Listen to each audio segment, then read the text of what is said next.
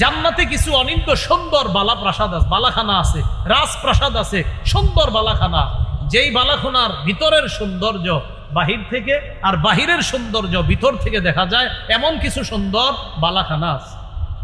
এক গ্রাম্য ব্যক্তি দাঁড়াইছে, দাঁড়ানোর পর বললেন, লিমান হিয়া ইয়া রাসূলুল্লাহ, হুজুর এই সুন্দর বালাখানা কাদের জন্য?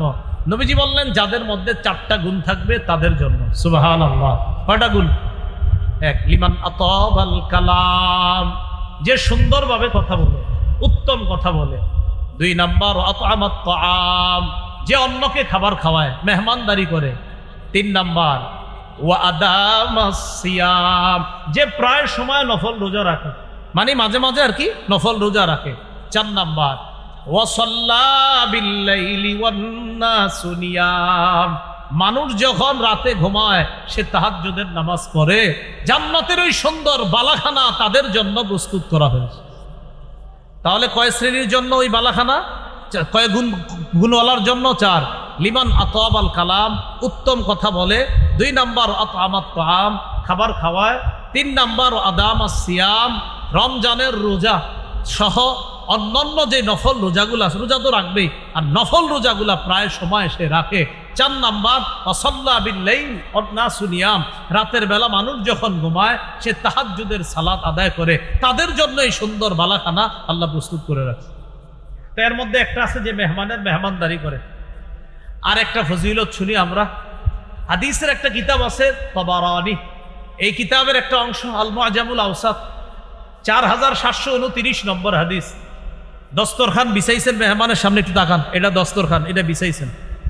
قال رسول الله صلى الله عليه وسلم لا تزال الملائكة تصلي على أحدكم ما دامت مائدته موضوعا بين يديه حتى يرفعا, তোমাদের কোন ব্যক্তি মেহমানের সামনে যতক্ষণ দস্তরখান বিছিয়ে রাখবে, এই দস্তরখান উঠানোর আগ পর্যন্ত ওই ব্যক্তির জন্য ফেরেশতারা আল্লাহর কাছে দোয়া করতে থাকে। ফেরেশতারা আল্লাহর কাছে, এজন্য আপনারা মেহমান চলে যাওয়ার পরেও দস্তরখান উঠাইবেন না, এটা সারা জীবন বিছিয়ে রাখবেন। বিষয়টা কি এমন না? মানে মেহমানদারি চলতে থাকবে, তো তাদের জন্য ফেরেশতারা আল্লাহর কাছে দোয়া করতে থাকে। এই হলো মেহমানদারির ফজিলতের ব্যাপারে কয়েকটা বিষয় জানলাম। তাহলে আমাদের আলোচ্য বিষয় হবে 8টা। কত নম্বর গেল? 5 ফজিলত। 6 নম্বর আলোচনা, মেহমানদারির খাবার, বরকতি খাবার। এই হাদিসটি আপনারা একটু মন দিয়ে শোনেন, এটা দেখবেন আপনারা মানে পুরো অংশটা আশ্চর্য হবেন, একটু হাসি উঠবে। বলেন আব্দুর রহমান, আবু বকর, কয়জন সাহাবীর নাম জানলাম? 2 জন। বলেন রাদিয়াল্লাহু আনহুমা, সবাই বলেন। আব্দুর রহমান হলেন আবু বকর সিদ্দিক রাদিয়াল্লাহু তাআলা আনহুর ছেলে, আব্বা হলেন আবু বকর সিদ্দিক রাদিয়াল্লাহু তাআলা। সহিহ বুখারীর 6141 নম্বর হাদিস, কিতাবুল আদাব, আচার ব্যবহার অধ্যায় ইমাম বুখারী হাদিসটা। হাদিসটা বর্ণনা করতেছে আব্দুর রহমান, মনে রেখেন নামটা, সাহাবী আবু বকর সিদ্দিক রাদিয়াল্লাহু তাআলা আনহুর ছেলে, তার আব্বার ব্যাপারে বলতেছে, জা আবু বকরিন বিদাইফিন লাহু আও আদিয়াফিল্লাহ, আমার আব্বা আবু বকর সিদ্দিক রাদিয়াল্লাহু তাআলা একবার একজন মেহমান নিয়ে বাসায় আসছে, অথবা কয়েকজন মেহমান নিয়ে বাসায় আসছে।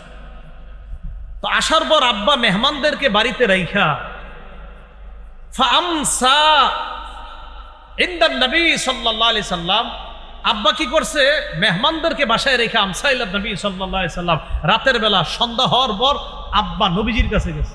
মেহমান কোথায়? বাসায়, বাড়িতে। আব্বা গেছে নবীজির কাছে। তো এদিক দিয়ে নবীজির কাছে যখন আবু বকর সিদ্দিক গেছে, যাওয়ার পর যখন নবীজির কাছ থেকে ফিরে আসছে, আসার পর আবু বকর সিদ্দিক রাদিয়াল্লাহু তাআলা আনহু যখন বাসায় আসছে, আসার পর ওই যে মেহমান যারা আছে, ওই মেহমানদের ব্যাপারে জানতে চাইলেন। আবু বকর সিদ্দিক তার বিবিকে বললেন, আমা আশাইতিহিম, তুমি কি মেহমানদেরকে রাতের খাবার দাও নাই? কয় না, দেইনি। কেন? কয় মেহমানরা শপথ করিয়া মেহমানদেরকে রাতের খাবার দেই নাই, এই কারণে আপনি আসেন না, এজন্য আপনার অনুপস্থিতিতে মেহমানরা খাবার খাবে, এটা কেমন দেখা যায়, তো আপনার অনুপস্থিতিতে খাবারটা দেই নাই। তো আবু বকর সিদ্দিকের স্ত্রী তাকে বললেন যে আপনি এতক্ষণ কোথায় ছিলেন? আন দাইফিকা আও আদিয়াফিকা, মেহমানদেরকে ছেড়ে আপনি এতক্ষণ কোথায় ছিলেন? তো আবু বকর সিদ্দিক বললেন, আমি নবীর কাছে ছিলাম, যেখানে ছিলাম, খাবার দাও নাই রাতের? হয় না। হাদিসে আসছে ফাগাদিবা আবু বকরিন, এতক্ষণ হয়েছে খাবার না দেওয়ায় তিনি রাগ করলেন। ফাসাব্বা, বকাঝকা করলেন। ওয়াজাদ্দা, শুধু বকাঝকা না, তিনি এতটা রাগ করে ফেললেন, ওই মেহমান যারা আছে তাদের ব্যাপারে বকাঝকা করে, তাদের উপর রাগ করে আবু বকর সিদ্দিক বললেন, হালাফা লা ইয়াকুলু, শপথ করে বললেন, ধুর আমি আজকে খাবো না। আবু বকর সিদ্দিক শপথ করে বললেন আজকে খাবে না। এই শপথ করার পর ওই যে আবু বকর সিদ্দিকের ছেলে, আলেম ছাড়া অন্যরা মেহরবানি করে একটু জবাব দেন, কি নাম? আব্দুর রহমান। আমি ভয়ে ইখতাবা তু পলায় রইছি, কারণ আমারই তো এখন ধরবে। তুই কইছিলি? তুমি কোথায় ছিলা? তো ইখতাবা তু, আমি লুকায় রইছি। আমারে বুঝা ফেলছে। আব্বা হঠাৎ দূর থেকে বলতেছে, আড়াল থেকে, আব্দুর রহমান এই কথা বলে বলতেছে আমারে, ওহে মূর্খ। কি বলছে? বলছে ওহে মূর্খ, তুমি কোথায় ছিলা? এইভাবে রাগ করে বলছে। তো এই জন্য আমি আগে থেকে লুকায় রয়েছি। বলতে এই ওটা কোথায়, তুমি কোথায় ছিলা, খাবার দাও না কেন? এরকম বলে না আমাদের বাবারা? তো এরকম। তো আবু বকর সিদ্দিক শপথ করছে খাবে না। শপথ করার পর আবু বকর সিদ্দিকের বিবি, উনি কি করছে? হালাফাতিল মারআতু আল্লা তাকুলা, উনিও শপথ করছে খাবে না। স্ত্রী শপথ করছে, ঠিক আছে আমিও খাবো না। তো হাদিসের বর্ণনাটা এমন, আব্দুর রহমান বলেন, আম্মা শপথ করছে আল্লাহ তাতআমা হাত্তা ইয়াতআমা, আব্বা যতক্ষণ না খাবে আম্মাও খাবে না। মেহমানরা এই কথা শুই না হালাফু, হেরাও শপথ করছে খাবে না। এটা বুখারীর বর্ণনা, 6141 নম্বর হাদিস। তো আবু বকর সিদ্দিক আয়েশা যখন শুনছে খাবার দিতে দেরি, শপথ করছে খাবো না। স্ত্রী শপথ করছে আমিও খাবো না। মেহমানরা শোনার পরে, তো হাদিসে মেহমান হয়তো একজন বা কয়েকজন, তো হয়তো হালাফা মেহমান শপথ করছে, অথবা হালাফু আল্লাহ ইয়াতআমু, অথবা হালাফা আল্লাহ ইয়াতআমা, মেহমান শপথ করছে অথবা মেহমানগণ শপথ করছে আমরাও খাবো না। হাত্তা ইয়াতআমা, আবু বকর সিদ্দিক যতক্ষণ না খাবে আমরা খাবো না। তো বিবিও কয় স্বামী না খাইলে আমি খাবো না, মেহমানরা কয় আবু বকর সিদ্দিক রাদিয়াল্লাহু তাআলা না খাইলে আমি খাবো না। আবু বকর সিদ্দিক রাদিয়াল্লাহু তাআলা, আল্লাহু আকবার বলেন একবার। তিনি বললেন, কান্না হাযা মিনাশ শায়তান, এই কর্মকাণ্ডগুলা শয়তানের পক্ষ থেকে হচ্ছে। আবু বকর সিদ্দিক বললেন এগুলা সব শয়তানের পক্ষ থেকে হচ্ছে। ফাদাবিল বিত্তাম, খাবার আনাইছে, খাবার আনো। ফাআকালা ওয়া আকালু, আবু বকর সিদ্দিক খাইলেন, মেহমানরাও খাইলেন। খাওয়ার এক পর্যায়ে তাকায়া দেখে কি, রবা মিন আসফালিহা আকসারু মিনহা ফাজআলু, দেখেন কি আসছে আপনার, ফাজআলু, তারা সবাই লোকমা নিয়ে নিয়ে খাবার খাইতেছিল। তো ফাজআলু লা ইয়ারফাউনা লুকমাতান ইল্লা রাবা মিন আসফালিহা আকসারু মিনহা, যতক্ষণ খালি লোকমা উঠায়, মেহমানদারির খাবারে যতক্ষণ লোকমা উঠাইতেছে ততক্ষণ ওই লোকমার নিচে খাবার আরো বাইরে যেতেছে। অথচ এখন শপথ করছে কেউ খাবে না। এই বরকতি খানার ব্যাপারে আবু বকর সিদ্দিক শপথ করছিলেন আমি খাবো না। স্ত্রী শপথ করছে, ভালো আছেন, আবু বকর সিদ্দিক রাদিয়াল্লাহু তাআলা আনহু শপথ করছে খাবে না, স্ত্রী শপথ করছে খাবে না, মেহমানরা শপথ করছে খাবে না। আবু বকর সিদ্দিক রাদিয়াল্লাহু তাআলা আনহু বলছেন গোটা বিষয়টা শয়তানের পক্ষ থেকে হইতেছে, খাবার আনো। খাবার আবু বকর সিদ্দিক খাওয়া শুরু করলেন, বিবিও খাইলেন। তা দেখেন মেহমানদের সম্মানে তিনি শপথ ভঙ্গ করলেন, তিনিও খাইলেন, মেহমানরা খাইলেন। শুধু খাইলেন এমন না, হাদিসে যে বিষয়টা আসছে ফাজআলু লা ইয়ারফাউনা লুকমাতান ইল্লা রাবা মিন আসফালিহা আকসারু মিনহা, যত লুকমা উঠায় লোকমার নিচে খাবার আরো বাড়ে। বর্ষার সিজনে যদি মেহমান হয়,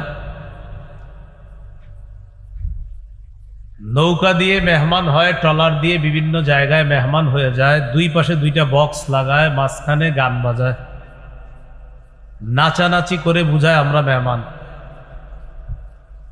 গ্রামগঞ্জে যাদের বাড়িতে মেহমান আসবে,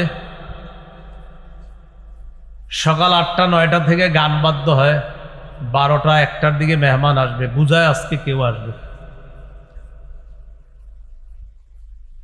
ঘটনাচক্রে এই বছরের কোরবানি বা গত কয়েক বছর, আরো সামনে কয়েক বছর হবে,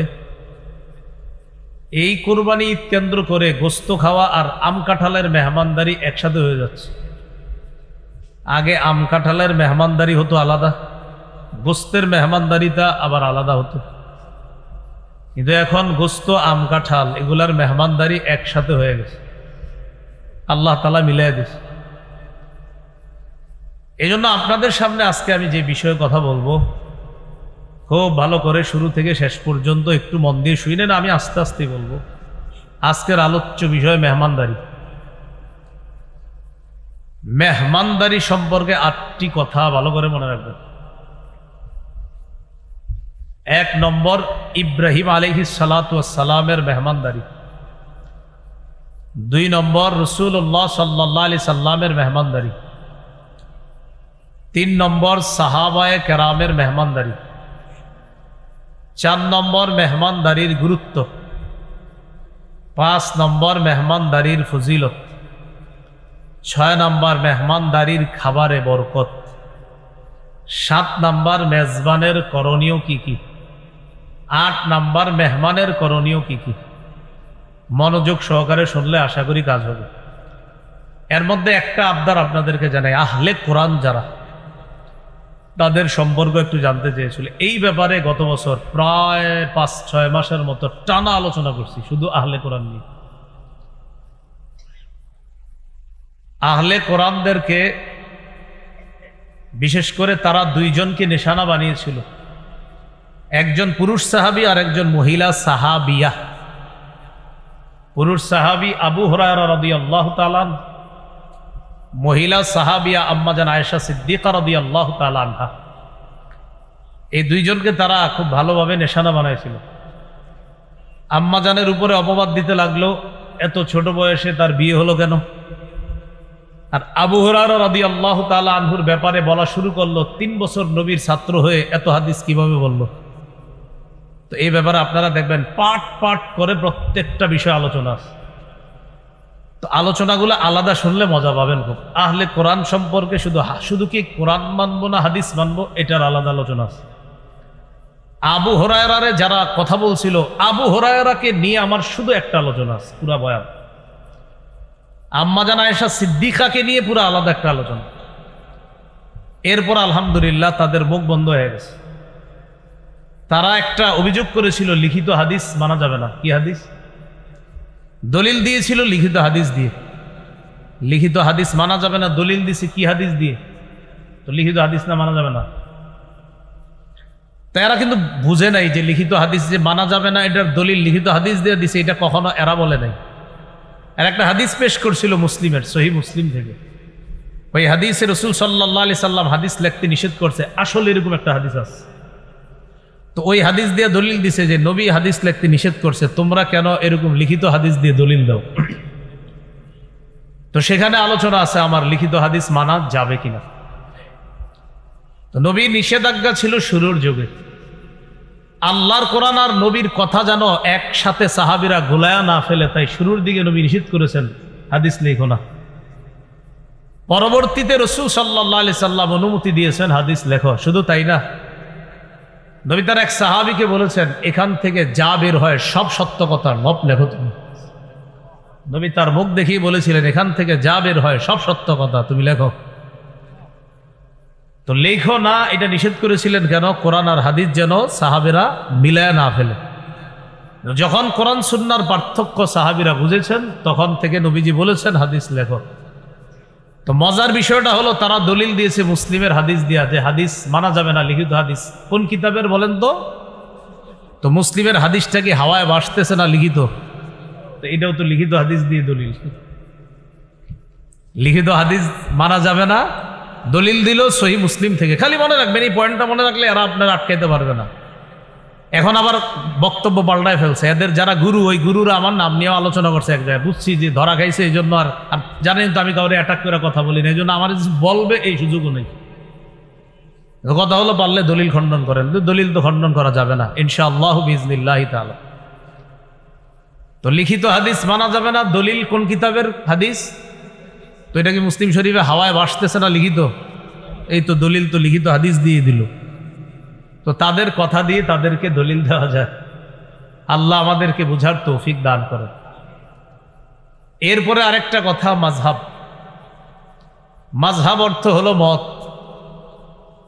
কেউ যদি বলে মাযহাব মানা যাবে না, আপনি বলবেন এটা কে বলছে মানা যাবে না, বলবে অমুকে। ও তাহলে অমুকের মতে মাযহাব মানে না, তো অমুকের মত তো মাযহাব। উনি বলছে মাযহাব মানবে, উনি বলছে মাযহাব মানা যাবে না, তো তার মত মানব, আর তার মত হলো মাযহাব মানা যাবে না, তো মত, তাহলে তার মাযহাব হলো মাযহাব মানো, তার মাযহাব হলো মানবা না, তো বলে কি কয় মাযহাব মানা যাবে না। এটা এই কথাটা কার? কয় অমুকের। তো অমুকের মত কি? কয় অমুকের মত হলো মাযহাব মানা যাবে না। মতের বাংলা কি? মতের আরবি কি বলেন? মাযহাব। বলেন মতের আরবি কি? বলে অমুকের মত হলো মাযহাব মানা যাবে না। তাহলে অমুকের মত, মতের আরবি, তাহলে অমুকের মাযহাব হলো মাযহাব মানা যাবে না, তাহলে তো অমুকের মাযহাবও মানা যাবে না। মাযহাব মানে মত না, তাহলে মাযহাব মানা যাবে না যে বলে, মানে মত মানা যাবে না। বাইরে কে বলছে? কয় অমুকে। তাহলে অমুকের মতে মাযহাব মানা যাবে না, তো অমুকের মতে, মতের আরবি মাযহাব, তার মানে অমুকের মাযহাবে মাযহাব মানা যাবে না, তো তার মাযহাবও তো মানা যাবে না। এই হলো আপনার মত, মানে মতের আরবি মাযহাব। তো বলে এরকম। তো এই জন্য আপনারা এগুলা বিভ্রান্ত না হওয়া, আর বিশেষ করে ইমামদের ব্যাপারে সমালোচনা হলে এই সমালোচনায় কান না দেওয়া। আল্লাহ আমাদেরকে হেফাজত করেন। তো যারা এই কথাগুলা বলবে আপনার মাযহাব মানা যাবে না, তাদের ব্যাপারে কিছু কথা মনে রাখবেন। হাদিস এটা হলো সংকলন। বলেন আমার সাথে, হাদিস কি? বুখারী এটা সংকলন। বলেন বুখারী কি? মুসলিম, নাসাই, তিরমিজি, ইবনে মাজাহ, এগুলা হলো হাদিসের সংকলন। হানাফি মাযহাব এটা হলো কোরআন হাদিসের সংকলন। বুখারী হলো হাদিসের সংকলন, হানাফি মাযহাব হলো কোরআন হাদিসের সংকলন, মুসলিম হলো হাদিসের সংকলন, শাফি মাযহাব হলো কোরআন হাদিসের সংকলন, মালিকি মাযহাব কোরআন সুন্নাহর বা কোরআন হাদিসের সুবিন্যস্ত সংকলন, তিরমিজি হলো হাদিসের সংকলন, নাসাই, ইবনে মাজাহ, আবু দাউদ এগুলা হলো হাদিসের সংকলন, হাম্বলি মাযহাব কোরআন সুন্নাহর সংকলন। তাহলে এবার আপনারা বলবেন, বলেন তো বুখারী কিসের সংকলন? হানাফি মাযহাব কিসের সংকলন? কোরআন ও, হ্যাঁ মাশাআল্লাহ। মুসলিম কিসের সংকলন? শাফি মাযহাব কিসের সংকলন? মালিকি মাযহাব কিসের সংকলন? হাম্বলি মাযহাব কিসের সংকলন? বুখারী, মুসলিম, তিরমিজি, আবু দাউদ, ইবনে মাজাহ এগুলা কিসের সংকলন? তাহলে এই কিতাবগুলা কি আবিষ্কার না সংকলন? সংকলন আমরা গ্রহণ করেছি কিনা? তাহলে হাদিসের সংকলন গ্রহণ করেছি, পড়ানো হয়। হানাফি মাযহাব কোরআন হাদিসের সংকলন, শাফি মাযহাব কোরআন হাদিসের সংকলন, মালিকি মাযহাব কোরআন হাদিসের সংকলন, হাম্বলি মাযহাব কোরআন হাদিসের সংকলন। বুখারী যেমন আবিষ্কার নয়, সংকলন। মুসলিম যেমন আবিষ্কার নয়, বরং সংকলন। তিরমিজি, আবু দাউদ, নাসাই, ইবনে মাজাহ এগুলো আবিষ্কার নয়, বরং সংকলন। শাফি, হাম্বলি, মালিকি এইগুলা আবিষ্কার নয়, বরং কোরআন সুন্নাহর সুবিন্যস্ত সংকলন। হাদিসের ইমামদেরকেও যেমন আমরা ভালোবাসি, মহব্বত করি, ফিকহের ইমাম যারা তাদেরকেও আমরা ভালোবাসি, তাদেরকেও মহব্বত করি। হাদিসের ইমামরা হাদিস বলে, আর ফিকহের ইমামরা হাদিস কোথায় প্রয়োগ হবে সেটা দেখা দেয়। হাদিসের ইমামরা বলে এই হাদিস, হাদিসের ইমামরা ঝালাওভাবে একের পর হাদিস বলতেই থাকবে, বলতেই থাকবে। রাসূলুল্লাহ সাল্লাল্লাহু আলাইহি সাল্লাম এটা বলেছেন, আবু হুরায়রা থেকে বর্ণনা, নবীজি এটা বলেছেন। আব্দুল্লাহ ইবনে মাসউদ রাদিয়াল্লাহু আনহু থেকে বর্ণনা, নবী এটা বলেছেন। আব্দুল্লাহ ইবনে ওমর রাদিয়াল্লাহু আনহুমা থেকে বর্ণনা, নবী এটা বলেছেন। আব্দুল্লাহ ইবনে আব্বাস রাদিয়াল্লাহু আনহুমা থেকে বর্ণনা, নবী এটা বলেছেন। এটা হাদিসের ইমামদের কাজ। ফিকহের ইমামদের কাজ হলো নবী এটা বলেছেন, আল্লাহ কোরআনের আয়াতে এটা বলেছেন। ফিকহের ইমামরা আয়াত এবং হাদিসকে সামঞ্জস্য বিধান করে, যেন কোরআনের আয়াত এবং হাদিসের উপর সুন্দরভাবে একটা সাধারণ মানুষ আমল করতে পারে। ওই কোরআন হাদিসকে একত্রিত করে একটা মতামত পেশ করে যারা, তারা হলো ফিকহের ইমাম, তারা হলো মাযহাবের ইমাম। তাই আমরা কোরআন সুন্নাহ মাযহাবের ইমামের মত নিয়ে মানি। কোরআন সুন্নাহ মানেন আপনারা? হ্যাঁ মানি। কিভাবে মানেন? যে ইমামরা আমাদেরকে আয়াত আর হাদিসের প্রয়োগ যেভাবে দেখিয়ে দিয়েছেন আমরা সেভাবে মানি। ইমাম বুখারী হাদিস বলেছেন, ইমাম মুসলিম হাদিস বলেছেন, নাসাই, তিরমিজি, আবু দাউদ, ইবনে মাজাহ তারা হাদিস বলেছেন। ফিকহের ইমামগণ হাদিস কোথায় ব্যবহার হবে, প্রয়োগ হবে, এটা আমল করে বাস্তবে চোখে আঙ্গুল দিয়ে দেখিয়ে দিয়েছেন। কথা বুঝে আসছে সবার? এই জন্য রাসূল সাল্লাল্লাহু আলাইহি সাল্লামের হাদিসের মধ্যে পাওয়া যাবে বসে প্রস্রাব করা, হাদিসে পাওয়া যাবে দাঁড়িয়ে প্রস্রাব করা। সমাধান মাযহাবের ইমামরা দিবে যে প্রস্রাব আসলে কিভাবে করবা। হাদিসের মধ্যে পাওয়া যাবে নামাজে দাঁড়ানোর পর রাসূল সাল্লাল্লাহু আলাইহি সাল্লাম বলেছেন কাঁধে কাঁধ মিলাইতে, নবীজি বলেছেন এইভাবে কাতার মিলিয়ে দাঁড়াইতে। এখন মিলানোটা আসলে কিভাবে হবে এটা আমরা মতামত নিব ইমামদের থেকে, যে আসলে মিলানোটা কিভাবে সম্ভব। তখন তারা অনেকগুলো হাদিস সামনে রাখে, রাখার পর সবগুলা হাদিস আর আয়াতকে একত্রিত করার পর আমাদেরকে একটা সমাধান দিয়ে দেয়। কারণ সমাধান না দিলে আমরা সাধারণ জনগণ বিপদে পড়ব। এই পৃষ্ঠার মধ্যে আসবে বসে প্রস্রাব করা, পরের পৃষ্ঠায় আসবে দাঁড়িয়ে প্রস্রাব করা, বিপদে পড়ে যাব কোথায়? এবার মাযহাবের ইমামগণ বলবে বসে প্রস্রাব করার ক্ষেত্র হলো এটা, দাঁড়িয়ে প্রস্রাবের ক্ষেত্র হলো এটা। তারা আমাদেরকে হাদিস প্রয়োগের নিয়মটা দেখায় দেয়। তো এখানে আপনার ঝামেলা কোথায়? এটাই বুঝি না। আমি মাঝে মাঝে চিন্তা করি যে আসলে ইমামদেরকে সমালোচনা করা এটা কেন হয়, এটা আমার মাথায় আসে না।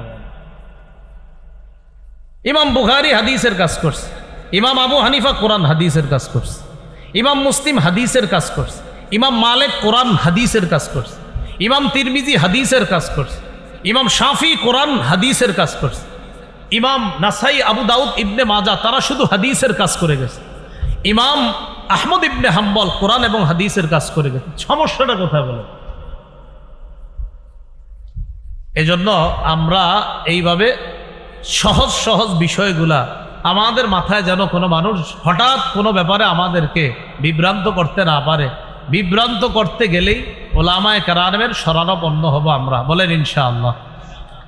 এরপরে আসেন যারা বলে শুধু কোরআন মানে, এই জাতীয় মানুষগুলার একটা ভিতরগত কথা আছে। যারা শুধু কোরআন মানার কথা বলে তাদের একটা গোপন বিষয় আছে, একটা মিশন আছে। কি? শুধু কোরআনের কথা যারা বলে তাদের একটা মূল মাকসাদ বা উদ্দেশ্য হলো একটা সময় মানুষকে এমনভাবে মেধা তৈরি করা যেন মানুষকে নামাজ থেকে দূরে সরানো যায়। আপনারা কিভাবে এটা আমার বলতে পারেন যে হুজুর কিভাবে? এটা পুরা কোরআনের কোথাও আপনি পাবেন না আমরা যে নামাজে রুকু করি যেইভাবে এইভাবে রুকু করতে হবে, কোরআনের কোথাও নেই। আমরা যে নামাজে সেজদা করি এইভাবে সেজদার কথা কোরআনে কোথাও নাই। তো আপনি এইভাবে রুকু সেজদা কেন করেন? এটা কোরআনের ব্যাখ্যা হাদিসে আছে। বলেন এটা কোথায় আছে? কোরআনের ব্যাখ্যা। এখন প্রশ্ন এসে যাবে হুজুর কোরআনের কথা এটা যে হাদিসের মধ্যে ব্যাখ্যা আছে, হাদিস যে মানতে হবে এটা কি কোরআনের কোনো আয়াতে আছে? হ্যাঁ, এটাও আছে। সূরা হাশরের ৭ নম্বর আয়াতে আছে। আল্লাহ বলেছেন মা আতা কুমুর রসুলু ফাখুজু, রসুল যা দেন তা গ্রহণ করো, অমা নাহাকুম আনহু ফান্তাহু, যা থেকে নিষেধ করে তা থেকে বিরত থাকো। খুব সহজে বুঝেন। শুধু কোরআন মানে যারা এই জাতীয় লোক যদি এসে আপনারে বুঝায় শুধু কোরআন মানো হাদিস মানবা না, তখন আপনারে বুঝাইবে কোরআন কি যথেষ্ট না, আপনারা বলবেন, আপনি চিন্তায় পড়ে যাবেন যে কোরআন কি আসলে হ্যাঁ কোরআন তো আসলেই যথেষ্ট। তাহলে আপনারা বলবে তো মিয়া আল্লাহর কোরআন কি তোমার জন্য যথেষ্ট না? নবী না, আল্লাহরা নবীর উপর আয়াত নাজিল করছে আল-ইয়াউমা আকমালতু লাকুম দীনাকুম ওয়া আতমামতু আলাইকুম নি'মাতি ওয়া রাদিতু লাকুমুল ইসলামা দীনা, আজ আমি দিন পরিপূর্ণ করে দিলাম। তো আল্লাহ না এই আয়াত নাজিল করছে, এই আয়াত নাজিল করার পরেও তোমরা কেন বুঝো না যে কোরআনই শুধু যথেষ্ট, আবার হাদিস কেন মানবা? এখন আপনারাও কিন্তু বিপদে পড়বেন। ঠিকই তো, আপনারা জবাব দিবেন সুন্দরভাবে এইভাবে বলেন আমরা কোরআনের কথা অনুযায়ী, সবাই বলেন বলেন কোরআন অনুযায়ী হাদিস মানি। আর একটু বাড়ায় বলবেন, বলেন কোরআনের নির্দেশনা অনুযায়ী হাদিস মানি। বলেন তো আমরা হাদিস মানি কিসের নির্দেশনা অনুযায়ী? এখন আপনারা বলবে কোরআনের কোন জায়গায় আছে হাদিস মানার কথা? তখন বলবেন সূরা হাশরের ৭ নম্বর আয়াতে আছে। আল্লাহ বলেছেন রসুল যা দেন তা গ্রহণ করো, যা থেকে নিষেধ করে তা থেকে বিরত থাকো। আমাদের নবী আমাদেরকে কোরআনও দিয়ে গেছে, সুন্নাও দিয়ে গেছে। কোরআন মানতে হবে, এটা আল্লাহ কোরআনে বলে দিয়েছে। সুন্নাহ মানতে হবে, এটাও আল্লাহ কোরআনে বলে দিয়েছে। অতএব কোরআন আর হাদিস মানা মানিও কোরআন মানা, কোরআন মানা মানি হাদিস মানা, আর কোরআন হাদিস মানা মানিও কোরআন হাদিস মানা। যদি আপনারে বলে এই মিয়া শুধু কোরআন মানলে আবার হাদিস কিভাবে মানা হয়, আপনি বলবেন ভাই কোরআনের সবগুলো আয়াত মানেন কিনা? যদি বলে হ্যাঁ। সূরা হাশরের 7 নম্বর আয়াত মানেন কিনা? যদি বলে হ্যাঁ, তো 7 নম্বর আয়াতে আছে নবী যা দেন তা গ্রহণ করেন। অতএব নবী যে হাদিস দেন এটা গ্রহণ করেন। তো এই জন্য আপনারা এই বিষয়গুলো মাথায় রাখলে আশা করি সহজ হয়ে যাবে ইনশাআল্লাহ। আল্লাহ আমাদের সকলকে এই কথাগুলো মনে রাখার তৌফিক দান করেন। তাহলে বলেন তো মাযহাব অর্থ কি? মাযহাব মানা যাবে না। যদি কেউ বলে, আপনি বলবেন এটা কার মতে মানা যাবে না? বলবে অমুকের মতে। আপনি বলবেন মতের আরবি কি? এর জিজ্ঞেস করবেন। তারপরে যদি না বলতে পারে আপনি বলে দিবেন, বলেন তো মতের আরবি কি? তো যদি তার মাযহাব মানা না যায় তার মতে, তো আপনি বলবেন তার মতে তার মাযহাব মানা যাবে না। তো তুমি জানো মতের আরবি কি? তো বলবে মতের আরবি কি? তো আপনি বলবেন মাযহাব। তো তার মাযহাবও তো মানা যাবে না, অতএব তার কথাও মানি না। এই জন্য এইগুলা মনে রাখলে সহজ হয়ে যায়। তো এইগুলা আসলে ঝগড়ার বিষয় না, কিছু সূক্ষ্ম সূক্ষ্ম বিষয় মনে রাখবেন, তাহলে বিষয়গুলা সমাধান হয়ে যাবে ইনশাআল্লাহ।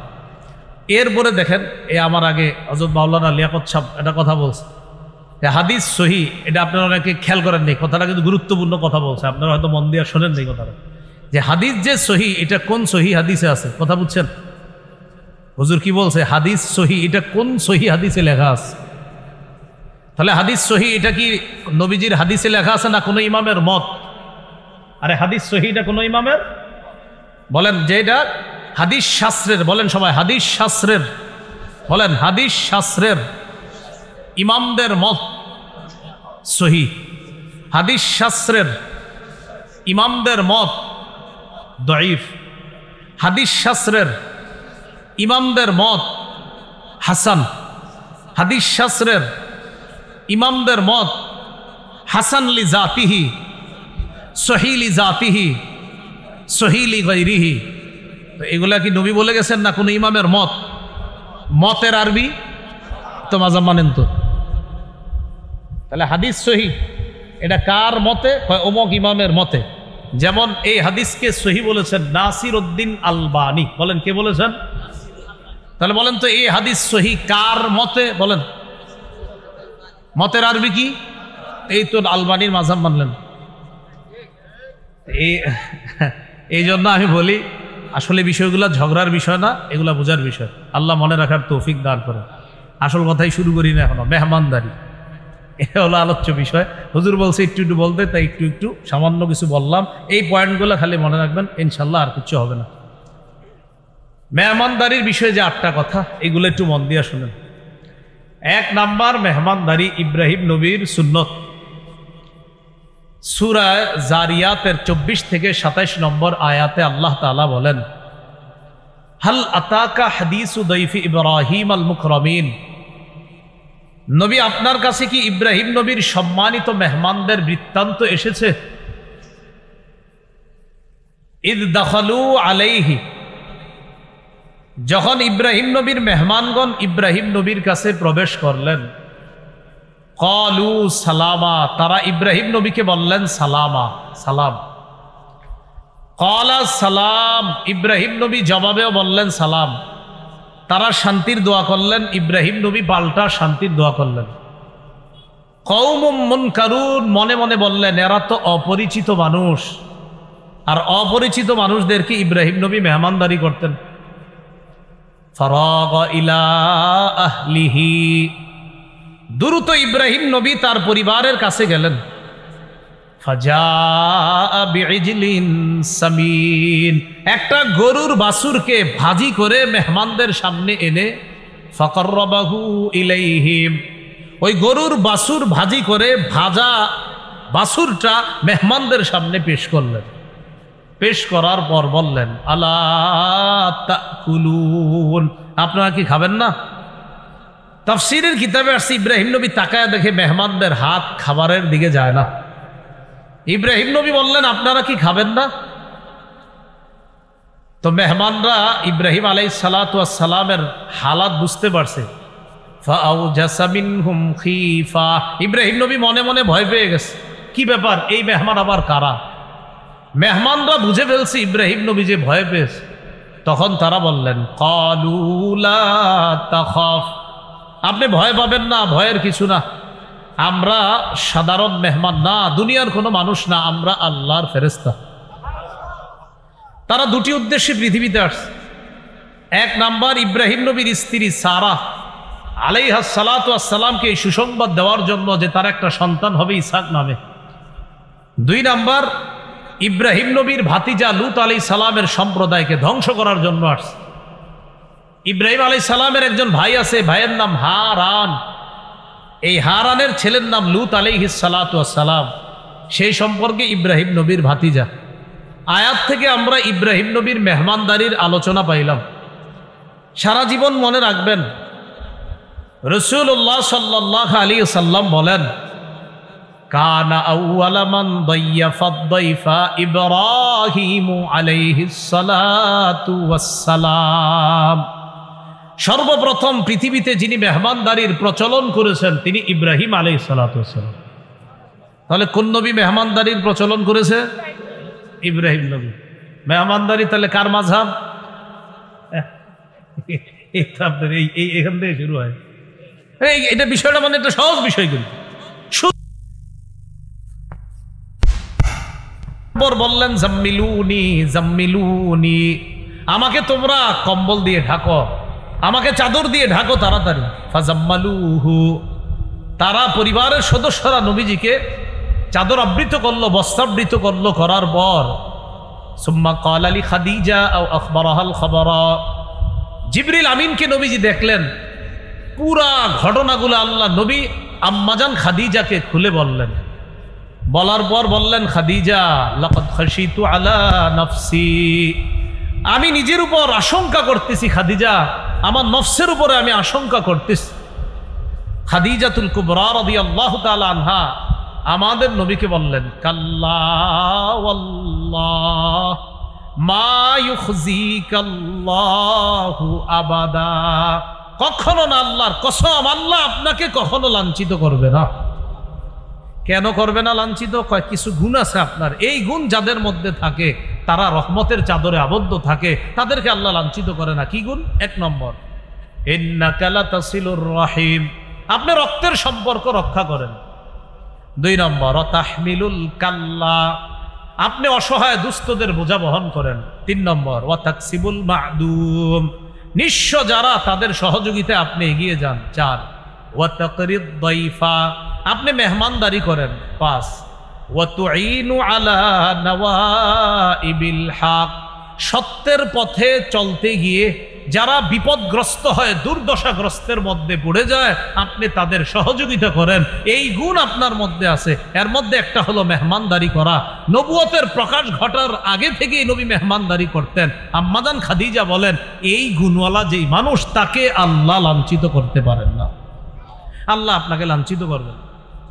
তাহলে আমাদের নবীর মেহমানদারি, এটা গেল আজকের আলোচনার দ্বিতীয় আলোচনা। তিন, সাহাবীদের মেহমানদারি, রাসূলুল্লাহ সাল্লাল্লাহু আলাইহি সাল্লামের সাহাবীদের মেহমানদারি। এই ব্যাপারে তিনটা বর্ণনা আপনাদেরকে শোনাই। সহিহ বুখারীর বর্ণনা 3798 নম্বর হাদিস। এই হাদিসের মধ্যে আসছে, عن أبي هريرة رضي الله تعالى عنه قال أن رجلا أتى النبي صلى الله عليه وسلم, আবু হুরায়রা রাদিয়াল্লাহু তাআলা আনহুর বর্ণনা, এক মেহমান নবীর কাছে আসলেন। আসার পর ফাবাআথা ইলা নিসাইহি, রাসূলুল্লাহ সাল্লাল্লাহু আলাইহি সাল্লাম তার স্ত্রীদের কাছে খবর পাঠাইলেন, ঘরে মেহমানদারি করার মতো কোনো খাবার আছে কিনা এই কথা জানার জন্য সব বিবিদের ঘরে খবর পাঠাইলেন। ফাকুলনা মা ইনদানা ইল্লাল মা, সব বিবিরা খবর পাঠাইলেন, আমাদের সবার ঘরে পানি ছাড়া আর কিচ্ছু নাই। সমস্ত বিবিদের ঘরে পানি আছে, আর কিচ্ছু নাই। তো নবীজিরা আইসা সংবাদ জানাইছে, হুজুর পানি ছাড়া আর কিচ্ছু নাই। নবীজি তখন একটা ঘোষণা করলেন, মাইয়াজুম্মু হাদা আও ইউদিফু হাযা, তোমাদের মধ্যে কে আছে আমার এই মেহমানকে মেহমানদারি করবা? ফাকালা রাজুলুম মিনাল আনসার আনা ইয়া রাসূলুল্লাহ, এক আনসারী সাহাবী দাঁড়িয়ে বললেন, হুজুর আমি আছি, আমি আপনার মেহমানকে মেহমানদারি করব। মুহাদ্দিসিনে কেরামের অনেকে লিখেছেন এই আনসারী সাহাবী দ্বারা যিনি উদ্দেশ্য তিনি হলেন আবু তালহা রাদিয়াল্লাহু তাআলা। বলেন তো একজন আনসারী, হাদিসে আসছে একজন আনসারী। মুহাদ্দিসিনে কেরাম এই হাদিসে এক ব্যক্তি দ্বারা কারে উদ্দেশ্য করেন? আবু তালহা। তো আবু তালহা রাদিয়াল্লাহু তাআলা আনহু দাঁড়িয়ে বললেন, হুজুর আমি আপনার মেহমানকে মেহমানদারি করব। ফানতালাকা বিহি ইলা ইমরাআতিহি, মেহমানকে নিয়ে তার বিবির কাছে গেছে। যাওয়ার পর বিবিকে বললেন, আকরিমি দাইফা রাসূলিল্লাহি সাল্লাল্লাহু আলাইহি ওয়াসাল্লাম, নবীর মেহমানকে তুমি সম্মান করো। আল্লাহ রসুলের মেহমান বাসায় নিয়ে আসছি, এটা কিন্তু সাধারণ মেহমান না, আল্লাহর নবীর মেহমান, কথাটা মাথায় রাখবা, যথাযথ সম্মান করতে হবে। বিবি বললেন, এটা আপনি কি করলেন? কেন? মা ইনদানা ইল্লা কুতু সিবিয়ানি ওয়া ফি রিওয়ায়া ইল্লা কুতু সিবিয়ানিনা ওয়া ফি রিওয়ায়া ইল্লা কুতু সিবিয়ান। সর্বনাশ, ঘরে তো বাচ্চাদের রাতের খাবার ছাড়া আর কিছু নাই। আবু তালহা রাদিয়াল্লাহু তাআলা আন তার স্ত্রীকে তিনটা কথা বললেন, যা হওয়ার হয়েছে চুপচাপ শোনো। এক নাম্বার, হাইয়্যি তাআমাক, বাচ্চাদের খাবারগুলাই তুমি তৈরি করো, ওইটাই মেহমানের সামনে দিন। দুই নাম্বার, ওয়া নাওয়িমি সিবিয়ানাক, বাচ্চাগুলোরে ঘুম পাড়ায় দাও, যেমনে পারো ঘুম পাড়াও। তিন নাম্বার, ওয়া আতফি সিরাজাক, বাতিটা নিভায় দিবা। বাচ্চা ঘুম পাড়ায় দিবা, খাবার প্রস্তুত করো, বাতি নিভিয়ে দিবা। তো প্রথমে বাতি জ্বালাইছে, জ্বালানোর পর এদিক দিয়ে বাচ্চাদেরকে ঘুম পাড়াইছে। হাদিসে আসছে হাইয়াত তাআমাহা ওয়া নাওয়ামাত সিবিয়ানাহা ওয়া আসলাহাত সিরাজাহা, বাচ্চাদেরকে ঘুম পাড়াইছে, খাবার প্রস্তুত করছে, বাতি প্রথমে জ্বালাইছে, জ্বালানোর পর সুম্মা কামাত কান্নাহা তাসলিহু সিরাজাহা ফাআতফাআতহু, বিবি বাতিটারে ঠিক করার অজুহাতে কি করছে? বাতিটা একটু গুতাগুতি করতেছে, হয় না আপনার, এটা ঠিক করবে, এই করতে গিয়ে বাতিটা কৌশলে নিভিয়ে দিছে। এখন আর বাতি জ্বলে না, আসলে জ্বালায় না। তো হাদিসে যেই বাক্যটা আসছে এটা আপনাদেরকে আমি শোনাই কি আসছে, ফাজআলা ইউরিয়ানিহি আন্নাহুমা ইয়াকুলান, স্বামী স্ত্রী দুইজন মেহমানকে বুঝাইতেছে, আপনিও খান আমরাও খাইতেছি। অন্ধকার, মেহমান খাইতেছে, এদিক দিয়ে স্বামী স্ত্রী দুইজন বুঝাইতেছে, আপনিও খান আমরাও খাইতেছি, তারাও খাওয়ার অভিনয় করতেছে। বাতি কিন্তু জ্বলবে না, কারণ বাতি জ্বলবে কেমনে? বাতি তো ইচ্ছা করে জ্বালাইতেছে না। তো মেহমানদারির পর্ব শেষ, যা হবার হয়েছে। ফালাম্মা আসবাহা গাদা ইলা রাসূলিল্লাহি সাল্লাল্লাহু আলাইহি ওয়াসাল্লাম, সকালে নবীজির কাছে গেছে। যাওয়ার পর নবীজি সাহাবীর দিকে তাকায় বলে, লাকাদ আজিবাল্লাহ মিন সানিইকুমা বিদাইফিকুমা আল-লাইলা ওয়া ফি রিওয়ায়াতিন উখরা দাহিকা রাব্বুনা আল-লাইলা দাহিকাল্লাহু আল-লাইলা। কি ব্যাপার, তুমি আর তোমার বিবি গত রাতে মেহমানের সাথে কি করেছ? তোমাদের এই সুন্দর কর্মকাণ্ড আর মেহমানদারিতে আল্লাহ এত খুশি হয়েছে, খুশিতে আল্লাহ হেসে দিয়েছে। এ হলো সাহাবীদের মেহমানদারি। শুধু তাই না, আল্লাহ কোরআনে আয়াত নাজিল করছে, সূরা হাশরের 9 নম্বর আয়াত, ওয়া ইউথিরুনা আলা আনফুসিহিম ওয়ালাউ কানা বিহিম খাসাসা। সাহাবায়ে কেরামের অবস্থা এমন, তারা নিজেদের প্রয়োজন থাকা সত্ত্বেও অন্যদেরকে নিজেদের উপর তারা প্রাধান্য দেয়। এই হলো সাহাবায়ে কেরামের মেহমানদারির একটা দৃষ্টান্ত বললাম। আর একটা দৃষ্টান্ত শুনি আমরা। ইবনে আবি দুনিয়া তার কিতাবে আনছে 20 নম্বর হাদিস, তিনি আসহাবে সুফফার ব্যাপারে একটা বর্ণনা আনছে। আসহাবে সুফফা হলো মদিনায় নবীজি সাল্লাল্লাহু আলাইহি সাল্লামের প্রতিষ্ঠিত মাদ্রাসা, মাদ্রাসাতুস সুফফার ছাত্ররা, তাদেরকে আসহাবে সুফফা বা আহলুস সুফফা বলা হয়। মনে রাখতে হবে, আমাদের মক্কায় নবীজির প্রথম মাদ্রাসা প্রতিষ্ঠিত দারুল আরকাম, আর মদিনার মাদ্রাসাটা মাদ্রাসাতুস সুফফা। হজে উমরায় যারা গিয়েছেন বা যারা যাবেন ইনশাআল্লাহ, মসজিদে নববীর এক সাইডে দেখবেন পিতলের কালারের শিকল দিয়ে একটা জায়গা সুন্দর করে একটু ঘেরাও করা আছে, এটাই হলো সেই মাদ্রাসাতুস সুফফা। এখানেই সাহাবায়ে কেরামকে আল্লাহ রাসূল সাল্লাল্লাহু আলাইহি সাল্লাম ক্লাস করাইতেন। ওই মাদ্রাসারই ছাত্র আবু হুরায়রা রাদিয়াল্লাহু তাআলা। তো তিনি মুহাম্মদ ইবনে সিরিন থেকে একটা বর্ণনা, সেই বর্ণনা আসছে কানা আহলুস সুফফাতি ইযা আমসাও, নবীজির ছাত্ররা আহলুস সুফফা বা আসহাবে সুফফাবাসী তারা যখন রাত হইতো ফানতালাকার রাজুলু বির রাজুল ওয়ার রাজুলু বির রাজুলাইন ওয়ার রাজুলু বিল খামসা, এক সাহাবী একজন ছাত্রকে বাসায় নিয়ে যেতেন, কোন সাহাবী দুইজনকে বাসায় নিয়ে যেতেন, কোন সাহাবী পাঁচজন ছাত্র বাসায় নিয়ে যেতেন, কোন সাহাবী একজনরে, কোনজন দুইজনকে। আপনারা যেমন লজিং খাওয়ান না, লজিং জায়গির, তো কোন সাহাবী একজনকে বাসায় নিয়ে যেতেন, কেউ আবার দুইজনকে, কেউ আবার পাঁচজনকে। ও আম্মা সাদ ইবনে উবাদা ফাকানা ইয়ানতালিকু বিসামানিনা কুল্লা লাইলা, নবীর সাহাবী সাদ ইবনে উবাদা প্রতি রাতে ৮০ জন সাহাবীকে মেহমানদারি করতেন। কয়জন? এগুলো সাহাবীর মেহমানদারির দ্বিতীয় দৃষ্টান্ত। আর একটা দৃষ্টান্ত ইবনে আবি দুনিয়া ৪৯ নম্বর হাদিসে আনছে তার কিতাবে, ইবনে ওমর রাদিয়াল্লাহু আনহুমার বক্তব্য, আন আব্দুল্লাহ ইবনে ওমর রাদিয়াল্লাহু তাআলা আনহুমা আহাব্বুত তাআমি ইলাল্লাহ মা কাসুরাত আলাইহিল আইদি, যেই খাবারের মধ্যে সবচেয়ে বেশি হাত পড়ে এই খাবার আল্লাহর কাছে সবচেয়ে পছন্দনীয়। অর্থাৎ যেই খাবারে মেহমান বেশি হয় ওই খাবার আল্লাহর কাছে সবচেয়ে পছন্দনীয়। এইগুলো আলোচনার ৩ নম্বর আলোচনা। ১ নম্বর মেহমানদারি কোন নবীর সুন্নত, ২ নম্বর আমাদের নবীর সুন্নত, ৩ নম্বর সাহাবায়ে কেরামের সুন্নত। ৪ মেহমানদারির গুরুত্ব। এই ব্যাপারে আপনাদেরকে কিছু বর্ণনা শোনাই। মেহমানদারির গুরুত্ব সম্পর্কে শুধুমাত্র কয়েকটি হাদিস আমরা শুনলে বুঝে আসবে মেহমানদারির কি পরিমাণ গুরুত্ব। সহিহ বুখারীর ৬৪৭৫ নম্বর হাদিস, এই হাদিসের মধ্যে আসছে قال رسول الله صلى الله عليه وسلم من كان يؤمن بالله واليوم الآخر, রাসূলুল্লাহ সাল্লাল্লাহু আলাইহি সাল্লাম বলেন যে আল্লাহ বিশ্বাস করে, আখিরাত বিশ্বাস করে, ফাল ইউকরিম দাইফা, সেজন্য মেহমানকে সম্মান করে। লম্বা হাদিস, হাদিসের সর্বশেষ বাক্যটা ফাল ইউকরিম দাইফা, যে ব্যক্তি আল্লাহ বিশ্বাস করে, আখিরাত বিশ্বাস করে, সেজন্য মেহমানকে সম্মান করে। তাহলে আল্লাহ বিশ্বাস করে, আখিরাত বিশ্বাস করে, নবী বলেন সেজন্য মেহমানকে সম্মান করে। এটা হাদিস এতটুকুই গুরুত্ব বুঝে আসে যে ঈমান মানে মেহমানকে সম্মান করা, এটা একজন মুমিনের ঈমানের পরিচয়। মেহমানকে সম্মান করা এটা কিসের পরিচয়? ঈমান। আরেকটি হাদিস শুনি, সহিহ বুখারীর ১৯৭৫ নম্বর হাদিস, ১৯৭৫, বাংলাদেশ স্বাধীন হয়েছে কয় সালে? ১৯৭১। আর এই হাদিস নাম্বারটা ১৯৭৫। এইভাবে বললাম যাতে একটু মনে থাকে আপনাদের।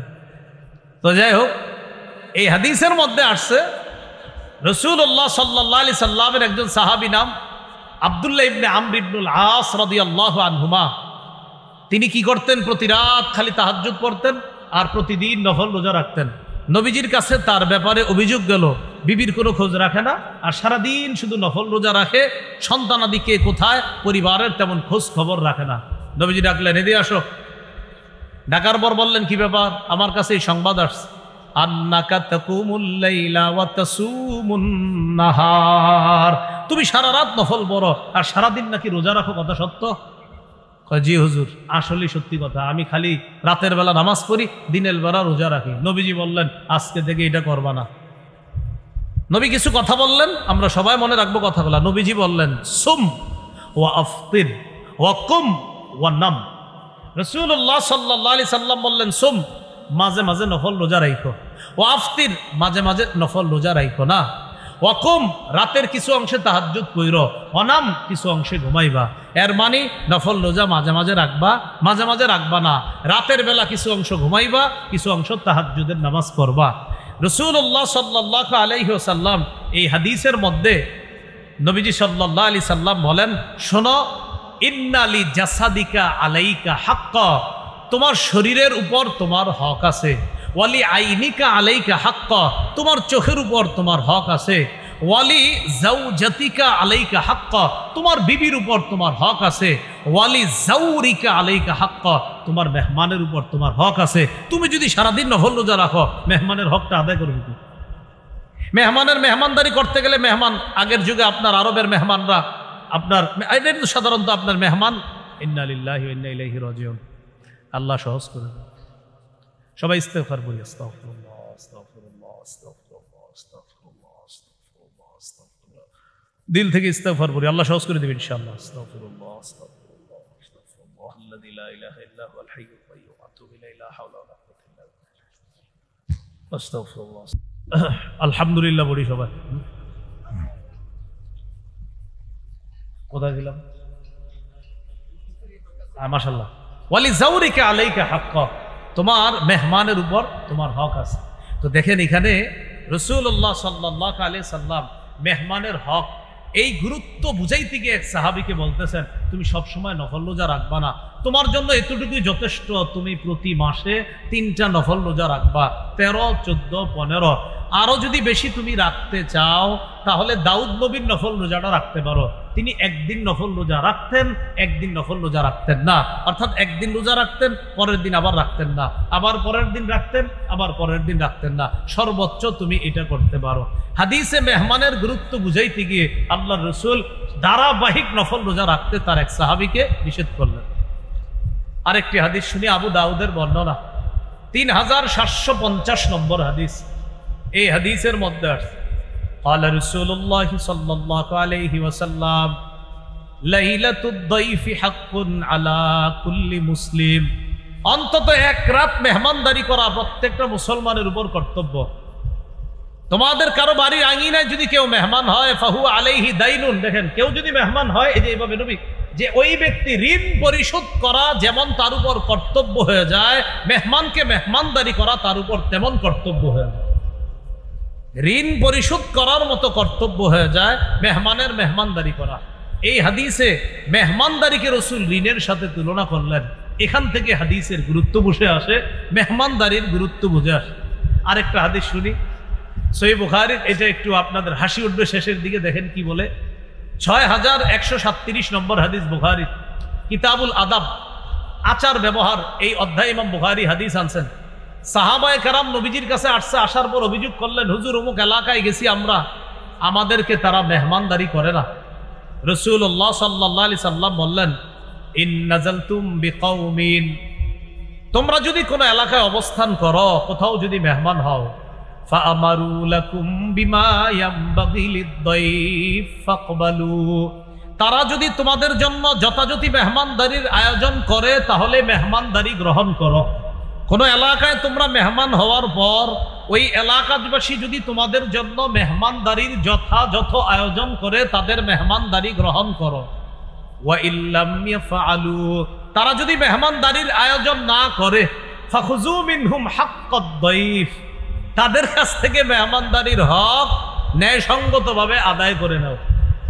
এরা যদি মেহমানদারির আয়োজন না করে, এদের কাছ থেকে মেহমানদারির হক যথাযথভাবে ন্যায়সঙ্গতভাবে তোমরা আদায় করে নিবা। দেখেন হাদিসে মেহমানদারির কত গুরুত্ব। নবীজি কয় মেহমানদারি না করলে আদায় করবো, এটা মানে নবীজি গুরুত্ব বুঝাইলেন হাদিসের মধ্যে। এই হাদিস থেকে স্পষ্ট বুঝে আছে যে মেহমানদারি ইসলামে কতটা গুরুত্ব, বাকিরা সুন্নাহ মোতাবেক হওয়া।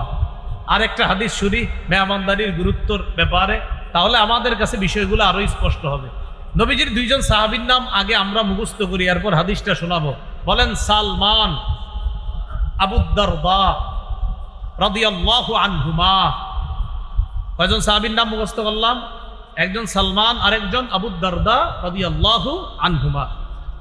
সহিহ বুখারীর বর্ণনা 6139 নম্বর হাদিস। আখাদ নবী সাল্লাল্লাহু আলাইহি ওয়াসাল্লাম বাইনা সালমান ওয়া আবি দারদা। রাসূলুল্লাহ সাল্লাল্লাহু আলাইহি সাল্লাম সালমান ফারসি রাদিয়াল্লাহু তাআলা আন এবং আবু দারদা রাদিয়াল্লাহু তাআলা আনহুর মাঝে ভ্রাতৃত্বের সম্পর্ক করে দিলেন। ভ্রাতৃত্বের সম্পর্ক, তাদের মাঝে ভ্রাতৃত্বের সম্পর্ক স্থাপন করে দিলেন। ফাজারা সালমান আবু দারদা, একদিন সালমান আবু দারদার কাছে গেলেন। যাওয়ার পর গিয়ে দেখে রাআ উম্মাদ দারদা মুতাবাদদিলাতান, আবু দারদার স্ত্রী তার কাপড় চোপড় ময়লা। হযরত সালমান বললেন, কি ব্যাপার, তোমার কাপড় চোপড় এত ময়লা কেন?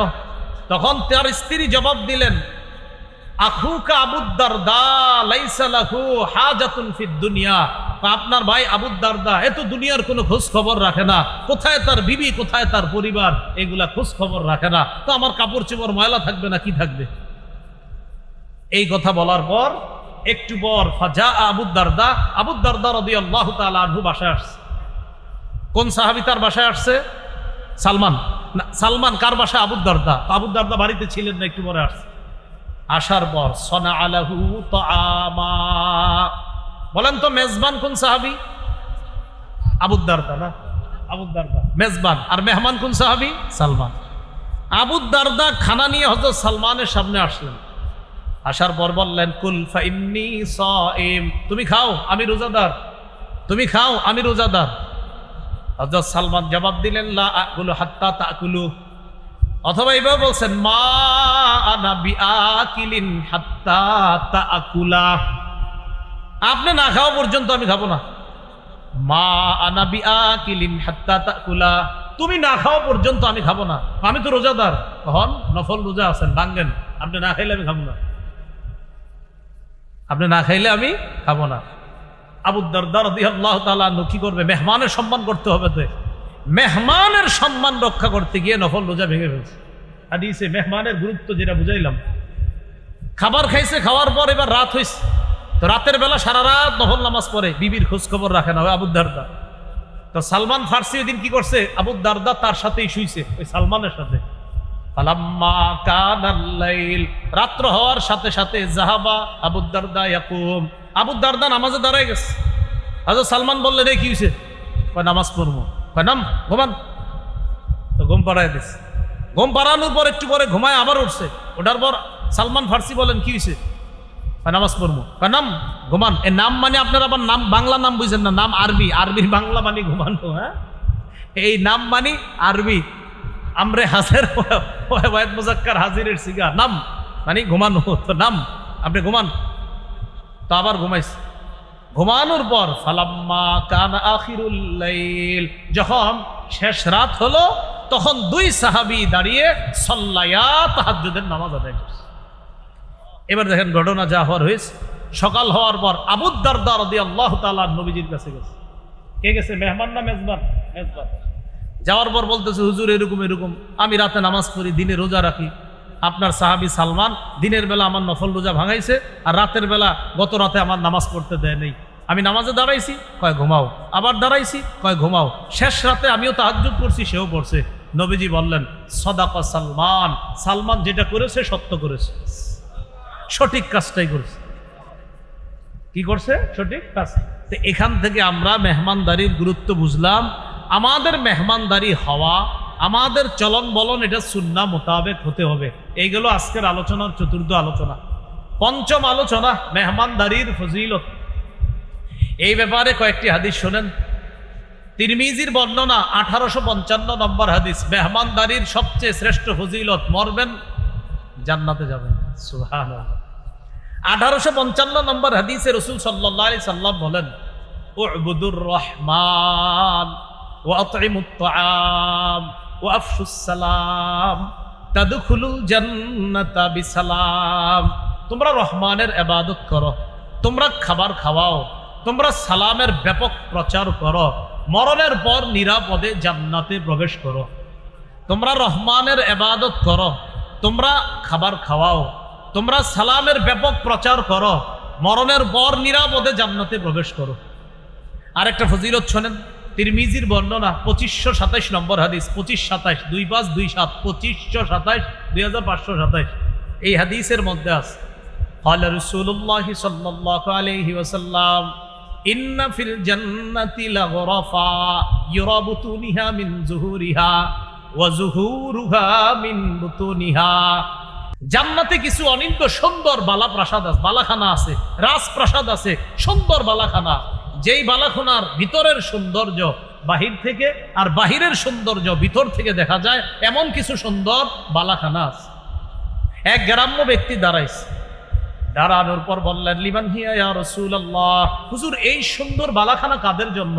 নবীজি বললেন, যাদের মধ্যে 4টা গুণ থাকবে তাদের জন্য। সুবহানাল্লাহ। কয়টা গুণ? এক, লিমান আতাবাল কালাম, যে সুন্দরভাবে কথা বলে, উত্তম কথা বলে।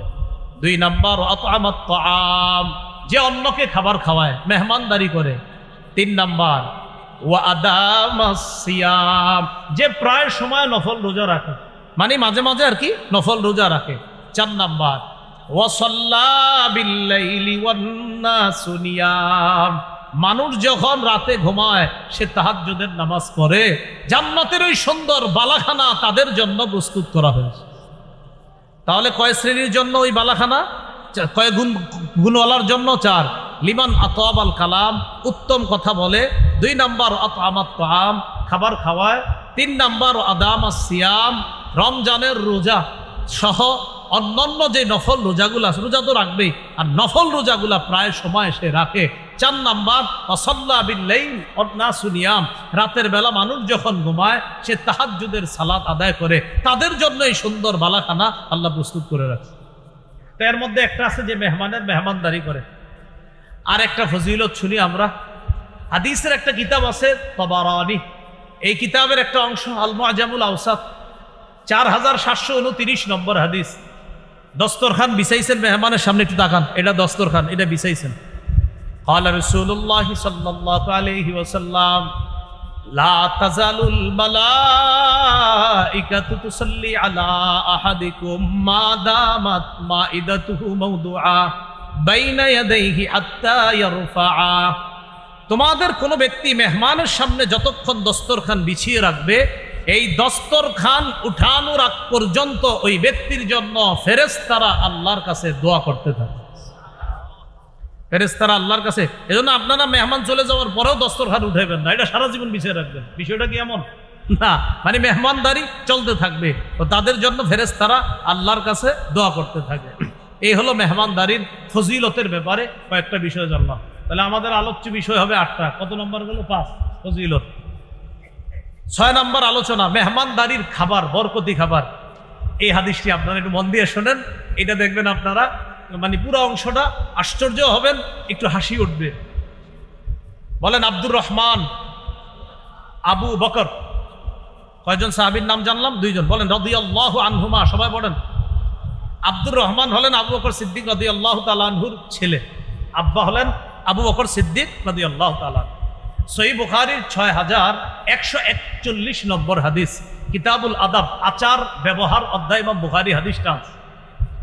হাদিসটা বর্ণনা করতেছে আব্দুর রহমান, মনে রেখেন নামটা সাহাবীর, আবু বকর সিদ্দিক রাদিয়াল্লাহু তাআলা আনহুর ছেলে, তার আব্বার ব্যাপারে বলতেছে। যা আবু বকরিন বিদাইফিন লাহু আও আদিয়াফিল্লাহ, আমার আব্বা আবু বকর সিদ্দিক রাদিয়াল্লাহু তাআলা একবার একজন মেহমান নিয়ে বাসায় আসছে, অথবা কয়েকজন মেহমান নিয়ে বাসায় আসছে। তো আসার পর আব্বা মেহমানদেরকে বাড়িতে রাইখা ফামসা ইনদান নবী সাল্লাল্লাহু আলাইহি সাল্লাম, আব্বা কি করছে?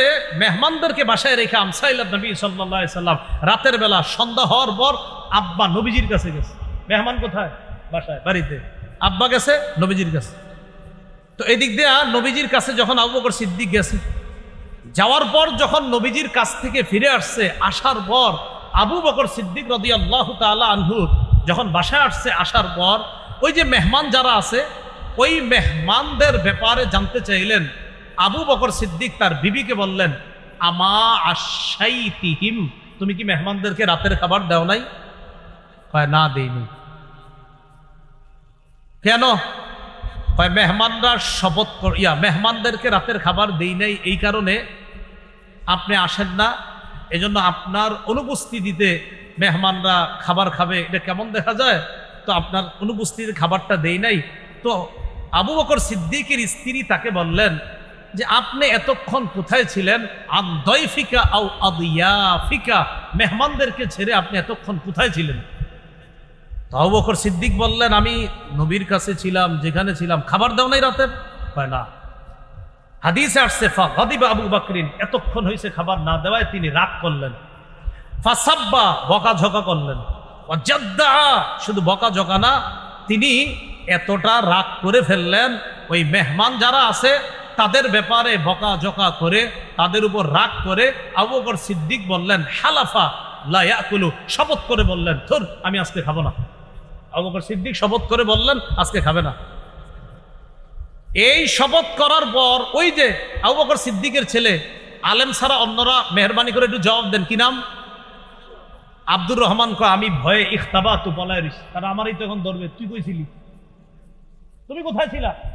তো ইখতাবা তু, আমি লুকায় রইছি। আমারে বুঝা ফেলছে। আব্বা হঠাৎ দূর থেকে বলতেছে, আড়াল থেকে, আব্দুর রহমান এই কথা বলে বলতেছে আমারে, ওহে মূর্খ। কি বলছে? বলছে ওহে মূর্খ, তুমি কোথায় ছিলা, এইভাবে রাগ করে বলছে। তো এই জন্য আমি আগে থেকে লুকায় রয়েছি। বলতে এই ওটা কোথায়, তুমি কোথায় ছিলা, খাবার দাও না কেন, এরকম বলে না আমাদের বাবারা, তো এরকম। তো আবু বকর সিদ্দিক শপথ করছে খাবে না। শপথ করার পর আবু বকর সিদ্দিকের বিবি উনি কি করছে, হালাফাতিল মারআতু আল্লাহ তাকুলা, উনিও শপথ করছে খাবে না। স্ত্রী শপথ করছে ঠিক আছে আমিও খাবো না। তো হাদিসের বর্ণনাটা এমন, আব্দুর রহমান বলেন আম্মা শপথ করছে আল্লাহ তাতআমা হাত্তা ইয়াতআমা, আব্বা যতক্ষণ না খাবে আম্মাও খাবে না। মেহমানরা এই কথা শুই না হালাফু, হেরাও শপথ করছে খাবে না। এটা বুখারীর বর্ণনা 6141 নম্বর হাদিস। তো আবু বকর সিদ্দিক আয়েশা যখন শুনছে খাবার দিতে দেরি, শপথ করছে খাবো না। স্ত্রী শপথ করছে আমিও খাবো না। মেহমানরা শোনার পরে, তো হাদিসে মেহমান হয়তো একজন বা কয়েকজন, তো হয়তো হালাফা মেহমান শপথ করছে, অথবা হালাফু আল্লাহ ইয়াতআমু, অথবা হালাফা আল্লাহ ইয়াতআমা, মেহমান শপথ করছে অথবা মেহমানগণ শপথ করছে আমরাও খাবো না। হাত্তা ইয়াতআমা, আবু বকর সিদ্দিক যতক্ষণ না খাবে আমরা খাবো না। তো বিবিও কয় স্বামী না খাইলে আমি খাবো না, মেহমানরা কয় আবু বকর সিদ্দিক রাদিয়াল্লাহু তাআলা না খাইলে আমি খাবো না। আবু বকর সিদ্দিক রাদিয়াল্লাহু তাআলা, আল্লাহু আকবার বলেন একবার। তিনি বললেন কান্না হাযা মিনাশ শায়তান, এই কর্মকাণ্ডগুলা শয়তানের পক্ষ থেকে হচ্ছে। আবু বকর সিদ্দিক বললেন এগুলা সব শয়তানের পক্ষ থেকে হচ্ছে। ফাদাবিল বিত্তাম, খাবার আনাইছে, খাবার আনো, ফাআকালা ওয়া আকালু, আবু বকর সিদ্দিক খাইলেন, মেহমানরাও খাইলেন। খাওয়ার এক পর্যায়ে তাকায় দেখে কি, রবা মিন আসফালিহা আকসারু মিনহা ফাজআলু, দেখেন কি আসছে আপনার, ফাজআলু, তারা সবাই লোকমা নিয়ে নিয়ে খাবার খাইতেছিল। তো ফাজআলু লা ইয়ারফাউনা লুকমাতান ইল্লা রাবা মিন আসফালিহা আকসারু মিনহা, যতক্ষণ খালি লোকমা উঠায়, মেহমানদারির খাবারে যতক্ষণ লোকমা উঠাইতেছে ততক্ষণ ওই লোকমার নিচে খাবার আরো বাইরে যেতেছে। অথচ এখন শপথ করছে কেউ খাবে না। এই বরকতি খানার ব্যাপারে আবু বকর সিদ্দিক শপথ করছিলেন আমি খাবো না, স্ত্রী শপথ করছে। ভালো আছেন? আবু বকর সিদ্দিক রাদিয়াল্লাহু তাআলা আনহু শপথ করছে খাবে না, স্ত্রী শপথ করছে খাবে না, মেহমানরা শপথ করছে খাবে না। আবু বকর সিদ্দিক রাদিয়াল্লাহু তাআলা আনহু বলছেন গোটা বিষয়টা শয়তানের পক্ষ থেকে হইতেছে, খাবার আনো। খাবার আবু বকর সিদ্দিক খাওয়া শুরু করলেন, বিবিও খাইলেন। তা দেখেন মেহমানদের সম্মানে তিনি শপথ ভঙ্গ করলেন, তিনিও খাইলেন, মেহমানরা খাইলেন। শুধু খাইলেন এমন না, হাদিসে যে বিষয়টা আসছে ফাজআলু লা ইয়ারফাউনা লুকমাতান ইল্লা রাবা মিন আসফালিহা আকসারু মিনহা, যত লুকমা উঠায় লোকমার নিচে খাবার আরো বাড়ে। তো বলছিলাম মেহমানদারি এটা বরকতি খাবার। মেহমানদারি কি খাবার? বরকতি। এলো 6 নাম্বার। হুজুর আর 2টা আছে, 8টা কথা, তাহলে আর 2টা, রাত অনেক হয়ে গেছে, এই 2টা সংক্ষেপে হয়ে যাবে। 7 নাম্বার কথা হলো মেজবানের করণীয়। তার করণীয় মেজবান, মেহমান আসার পর মেজবান এগিয়ে গিয়ে তাকে স্বাগত জানাবে, সালাম দিবে, মুসাফা করবে। হাদিসে আসছে মা মিন মুসলিমাইনি ইয়ালতাকিয়ান ফায়াতাসাফাহান, 2 মুসলমান যখন সাক্ষাৎ করে, মুসাফা করে, ইল্লা গুফিরা লাহুমা ক্বাবলা আইয়াফতারিকা, তারা পৃথক হওয়ার আগে তাদের গুনাহগুলো মাফ হয়ে যায়। মেজবানের 2 নাম্বার করণীয় তাড়াতাড়ি মেহমানদারির আয়োজন করবে। আমার সাথে একটু সবাই বলতে হবে, বলেন পৃথিবীতে 5টি কাজ তাড়াতাড়ি করা উচিত, কর্তব্য। 1 মেহমানদারি করা, 2 মৃত ব্যক্তিকে দ্রুত দাফন করা, 3 কুমারী মেয়েকে দ্রুত বিয়ের ব্যবস্থা করা, 4 ঋণ পরিশোধ করা, 5 গুনাহ থেকে দ্রুত তওবা করা। তাহলে কয়টা কাজ দ্রুত করতে হবে? 5টা। 1 নম্বর মেহমানদারি করা, 2 নাম্বার মৃত ব্যক্তিকে দ্রুত দাফন করা, 3 নাম্বার কুমারী মেয়ের দ্রুত বিয়ের ব্যবস্থা করা, 4 নাম্বার ঋণ থাকলে দ্রুত পরিশোধ করা, 5 নাম্বার গুনাহ থেকে নগদ তওবা করা। তাহলে মেজবানের 2 নম্বর করণীয় দ্রুত মেহমানদারির আয়োজন করা, এটা হলো তার 2 নম্বর করণীয়। মেহমানের করণীয় হলো মেহমান মেজবানের বাসায় অসময়ে আসবে না, বরং এমন সময়ে আসতে হবে আগে থেকে তারে জানায়া দিতে হবে, অথবা এমন সময় আসবে যেই সময় আসার পরে মেজবানরা তার জন্য খাবার প্রস্তুত করতে পারে, এমন সময় আসতে হবে। সূরা আহজাবে আল্লাহ বলেছেন লা তাদখুলু বুয়ুতান নবী, নবীর ঘরে প্রবেশ করবা না। নবীজি তার অলিমায় সাহাবীদেরকে দাওয়াত দিয়েছিলেন, তো আল্লাহ বলছেন নবীর ঘরে প্রবেশ করবা না ইল্লা আইয়ুজানা লাকুম ইলা তাআম, হ্যাঁ তবে যদি অনুমতি দেওয়া হয় খাবারের তাহলে প্রবেশ করবা। এলো মেহমানের 1 নম্বর করণীয়, অসময়ে আসবে না, বরং এমনভাবে আসতে হবে যেন মেজবানের কষ্ট না হয়। 2 নম্বর করণীয়, মেহমান কোনো খাবারের দোষ ধরবে না। মা আবা রাসূলুল্লাহ সাল্লাল্লাহু আলাইহি সাল্লাম তো আমান কত্তু, রাসূলুল্লাহ সাল্লাল্লাহু আলাইহি সাল্লাম কোনো খাবারের দোষ ধরতেন না। ইনিশতাহাহু আকালা ওয়া ইন কারিহাহু তারাকা, ভালো লাগলে খাইতেন, না লাগলে খাইতেন না, কিন্তু বলতেন না এটা খারাপ, এরকম দোষ ধরতেন না। এটা হলো মেহমানের আরেকটা করণীয়। 3, মেহমান মেজবানকে কষ্ট দিবে না, এই কাজটা মনে রাখা দরকার। রাসূলুল্লাহ সাল্লাল্লাহু আলাইহি সাল্লাম বলেন লা ইয়াহিল্লু লিমুসলিমিন আইয়ুকিমা ইনদা আখিহি, কোন ব্যক্তি মুসলমানের জন্য বৈধ নয় সে তার ভাইয়ের কাছে এমনভাবে থাকা শুরু করে হাত্তা ইউসিমা, যে মেজবানকে কষ্ট দেয়। সাহাবীরা প্রশ্ন করলেন কাইফা ইউসিমু, হুজুর কষ্ট দেওয়ার মানে কি? নবীজি বললেন আইয়ুকিমা ইনদা আখিহি, তার ভাইয়ের কাছে এমনভাবে অবস্থান করে লা শাইআ লাহু ইউকাররিবুহু বিহি, যে আর কিছুই থাকে না দেওয়ার মতো। কথার কথা, ওলামায়ে কেরাম কোনো মাহফিলে আসলে, যেমন হুজুরে আসছে, আমি আসছি, আরো যারা আসছে, তখন তাদেরকে কোথাও নিয়ে হয়তো মেহমানদারি করা হয়। মেহমানদারি করানোর সময় হুজুরের সাথে সাক্ষাৎ করার জন্য অনেকে আসেন, এটা খারাপ না, এটা ভালো। কিন্তু দেখেন ওনারে মেহমানদারি করার জন্য যেখানে নিয়ে যায়, হয়তো তারা 10 জনের মেহমানদারি মাথায় রেখে আয়োজনটা করে, কিন্তু গিয়ে ঢুকছেন 30 জন। কয়জন? হ্যাঁ, এই বিষয়গুলো ভাই মাথায় রাখা। মেহমান যেই ঘরে গেছে হয়তো তারা আয়োজন করছে 10 জন, এটাই স্বাভাবিক, 30 জনের তো আয়োজন করে না নিশ্চিত। ওই বেচারা কি করে তখন লজ্জায় বলতেও পারে না, যান চানাচুর দেয়, কমলা দেয়, আনার দেয়, আঙ্গুর দেয়, যেন এগুলো খায়া চইলা যায় অন্যরা, না যাব না আমরা। ভাই বিষয়গুলা মাথায় রাখা। এই জন্য হুজুর যার সাথে মুসাফা করতে যান উনিও তো বলবে না চলে যান, কারণ উনি এখানে মেহমান, উনি তো এই কথা আপনাদেরকে বলতে পারে না। আবার মেজবানও বলতে পারতেছে না যে দেখেন 10 জনের মেহমানদারির আয়োজন আছে, বাকি 20 জন চলে যান, বেচারাও বলতে পারে না। এটা আমাদের আকল খাটাইতে হবে, এই বিষয়গুলো যেন না হয়। ভাই আমরা এগুলো মনে রাখবো কিন্তু ইনশাল্লাহ। তো মাহফিল সাধারণত কেন্দ্র করে দেখা যায় কোনো বড় আলেম বা বড় হক্কানি পীর সাহেব আসলে আমরা অনেকে তাদের দোয়া নেওয়ার জন্য অনেকে যাই, যাওয়ার পরে আমরা দোয়া নিলাম, দোয়া চাইলাম, চলে আসলাম। তো এই বিষয়টা মাথায় রাখা যে হয়তো আপনার ভারী খাবারের আয়োজনটা এটা এতজনের জন্য করা হয় নাই, এই বিষয়গুলো আমরা মাথায় রাখা। এই কথাগুলো মাথায় থাকবে তো ইনশাল্লাহ। তো এটা মেহমানের একটা করণীয়। সর্বশেষ মেহমান দোয়া করবে আফতারা ইনদাকুমুস সাইমুন, হ্যাঁ, আকালা ইনদাকুমুল আবরার ওয়া আফতারা ইনদাকুমুস সাইমুন, পুরাটা দরকার নেই সাল্লাল্লাহু আলাইকুমুল মালাইকা, শুধু একটু বাংলায় বলবেন তোমাদের খাবার, বলেন তোমাদের খাবার ভালো মানুষরা গ্রহণ করুক, এই দোয়াটা করতে পারবেন না ইনশাআল্লাহ।